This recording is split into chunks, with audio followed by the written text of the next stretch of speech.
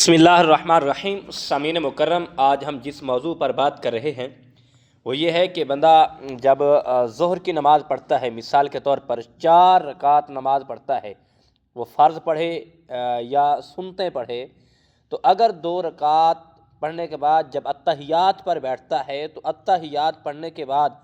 यानी जब तीसरी रकात के लिए इंसान खड़ा होता है, उस अत्तहियात पे बैठते ही अगर दुरूद पाक पढ़ लिया जाए तो क्या उसकी नमाज होगी या नहीं होगी, उसको सजदा साफ लाजिम होगा या नहीं होगा, इस बारे हम आपको आज आगाह करने जा रहे हैं। इंशाअल्लाह अज़ीज़ हम आपको एक एहसन तरीके से गाइड करेंगे कि उम्मीद है कि आपको ये मसला भी समझ आ जाएगा। और इंशाअल्लाह अगर आपसे इसी तरह की गलती हो जाती है, आप भूल जाते हैं, तो आपको जो परेशानी होती है, जो वसवसे पैदा होते हैं कि हमारी नमाज नहीं हुई, तो आप इंशाअल्लाह मुतमईन रहेंगे कि हमारी नमाज हो जाती है। और देखें, सबसे पहली बात तो ये है कि जब हम मिसाल के तौर पर 4 रकात नमाज ज़ोहर फ़र्ज़ पढ़ रहे हैं, अब 2 रकात हमने पढ़ ली, अत्तहियात पर हम बैठे, अत्तहियात हमने पढ़नी थी अब्दुहू व रसूलु तक, लेकिन हम आगे चले गए, दुरूद पाक हमने पढ़ लिया, तो गोया क्या कि हम इसको सजदा साफ़ कैसे करेंगे? अगर सजदा साफ़ ना करेंगे तो हमारी नमाज होगी या नहीं होगी? तो यकीनन याद रखें कि जब हम दुरूद पाक पढ़ लिया है हमने भूल कर, तो हम फौरी तीसरी रकात के लिए अल्लाहु अकबर कह के खड़े हो जाएं।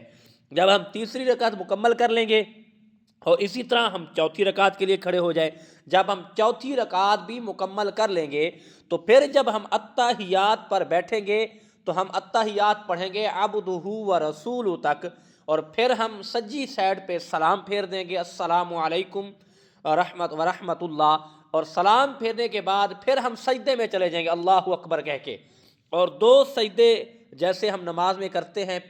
एक भी सजदा करेंगे, उसके बाद खड़े होंगे, फिर भी सजदा करेंगे, और उसके बाद फिर ये हमारा हो गया सजदा साहब। जब सजदा साहब हो जाएगा तो फिर हम अत्तहियात पर बैठेंगे, अत्तहियात मुकम्मल पढ़ के फिर दुरूद पाक पढ़ेंगे, फिर दुआ पढ़ेंगे वलिल मुमिनीना यौम यक़ूमुल हिसाब।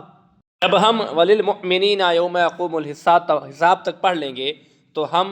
दाएं तरफ भी सलाम फेर देंगे, बाएं तरफ भी सलाम फेर देंगे, और हमारी नमाज हो जाएगी। क्योंकि हम जब भूल कर दुरूद पाक पढ़े हैं, लेकिन मेरे आका की ज़ात पर दुरूद पाक भूल कर नहीं पढ़ा जाता, मेरे आका की ज़ात पर तो होशो हवाश के अंदर दिमाग को ताज़ा रख के, दिमाग को हाजिर रख के कमली वाले आका की ज़ात पर दुरूद पाक पढ़ा जाता है। और इसीलिए मुफस्सिरानी कराम ने लिखा है और हमारे इमाम ने लिखा है कि सजदा साफ़ इसीलिए किया जाता है कि नमाज पढ़ने के बाद कोई शख्स ये ना कहे कि मैंने दुरूद पाक भूल कर पढ़ा है, और मेरे आका की ज़ात पर तो दरूद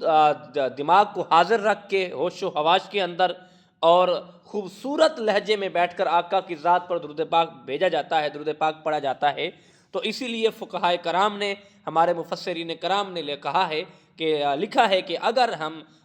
भूल कर दुरूद पाक पढ़ लें और उसके बाद हम सजदा साफ़ करेंगे तो हमारी नमाज होगी, वरना हमारी नमाज नहीं होगी। यकीनन ये उम्मीद है कि मसला है, बहुत अहम मसला था, और बहुत से लोग इस वसवसे में पैदा हो जाते कि यार हमारी नमाज नहीं हुई, हम कैसे करें, और फिर दोबारा पढ़ें या ना पढ़ें। तो यकीनन हमारा ईमान है, हमारा यकीन है कि हम जब नमाज पढ़ते हैं, अगर भूल जाते हैं, कहीं भी भूल जाते हैं,